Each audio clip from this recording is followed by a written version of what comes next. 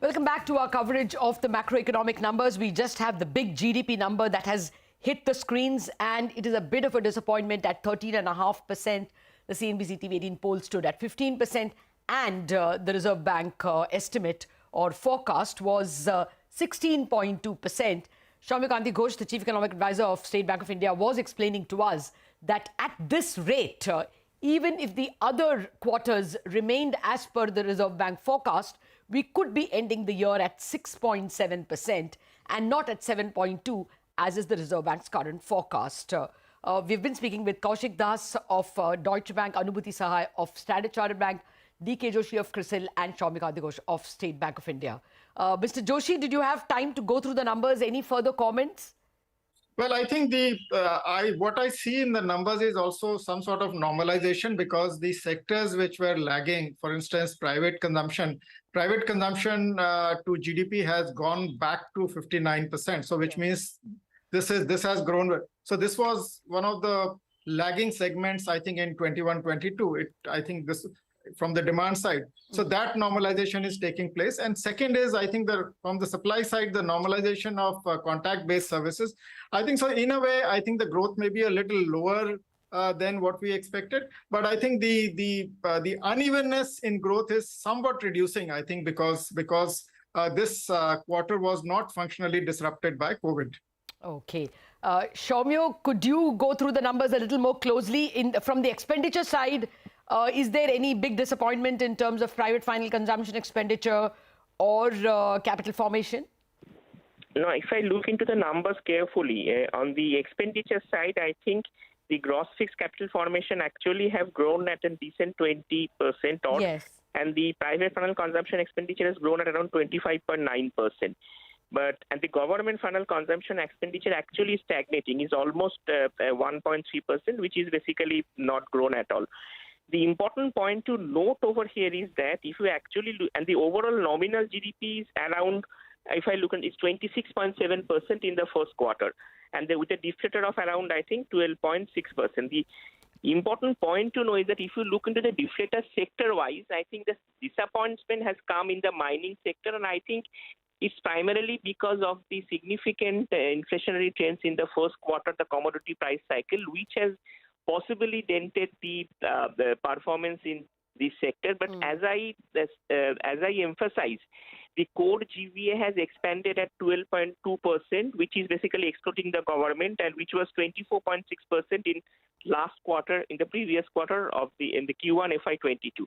So if I take all these factors into account, my sense is that this number is clearly a disappointment, because there was, before this number came out, I think there was two sides of the story. I think the side was that the number could actually outshine the RBI expectation of 7.2%, and the other side was that it could be falling short of that.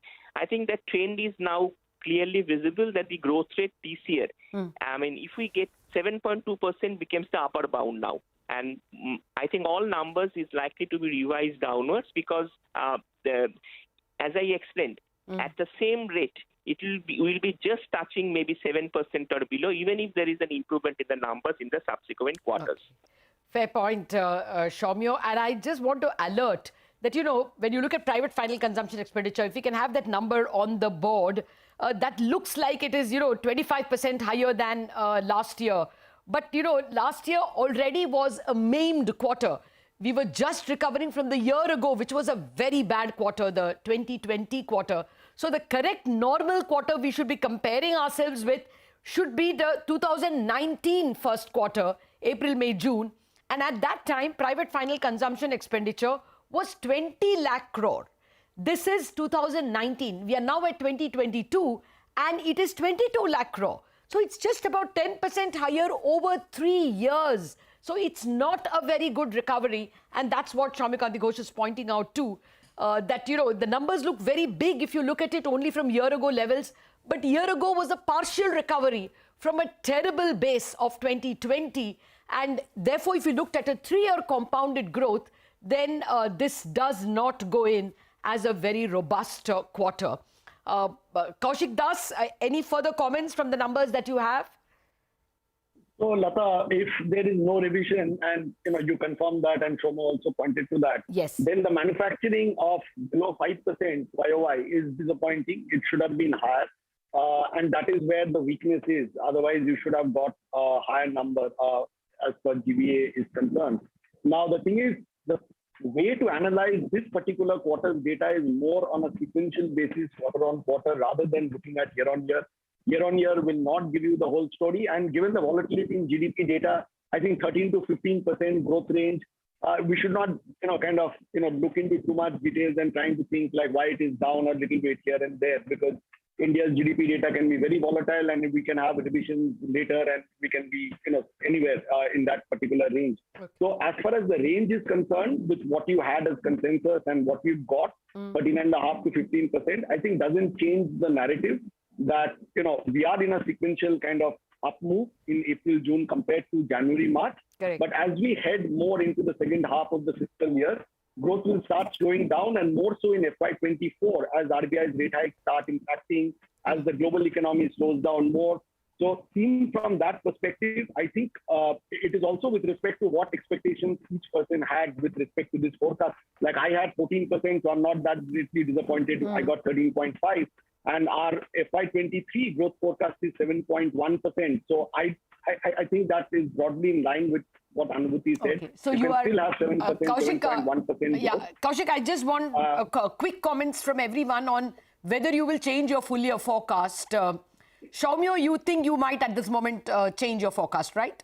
Yes, our forecast will be revised. We'll look at the numbers closely. Okay. So there'll be a downward revision in our forecast. Fair enough, fair enough. That should be, let's see what the Reserve Bank itself has to say when they present their data ahead of the next policy. Dr. Joshi, will you be revising it either ways? Well, it does create a downside bias, but we'll have to do the math before we come out with a number. Fair point. So downward bias from two experts. Anubhuti, yourself? We'll maintain 7% growth. Okay, that 7. Looks pretty good to us till now. Kaushik, you're standing at 7.1 and you don't change. No, I mean, I think it's broadly in line and no need. And next quarter, we are looking at 6% and then 5%, 4.5%. So it's broadly in line with our forecast. Okay, so your second half is stronger than what the Reserve Bank expects, and therefore you think we will make up what we have lost in the first quarter. Gentlemen, thank you very much. Soumya, Mr. Joshi, Kaushik and Anubhuti, thank you very much for staying up for us on a holiday, and a very important holiday in Mumbai, and analysing the numbers for us. To summarize, the numbers are a disappointment. They are lower than the CNBC-TV18 poll, which itself at 15% was lower than the RBI projection of 16.2%. And the experts believe, Soumya Ghosh in particular, that if you go with this kind of a number, first quarter number, the full year GDP number may have to be revised below 7%, probably 6.7 or thereabouts. Mr. Joshi also believes there's going to be a downward bias. Anubhuti and Kaushik Das are standing at around 7%, and they may not revise the number. But there is a very good chance that this year we may not make it to the 7% mark, which is a bit of a scare. The other scare, of course, is that there could be a global slowdown. China's not picking up as much as was expected, and the US also could slow down, going by the pace of rate hikes that Jerome Powell is talking about at Jackson Hole. If there is that kind of a global slowdown, then perhaps 7% could be a challenge for other reasons as well.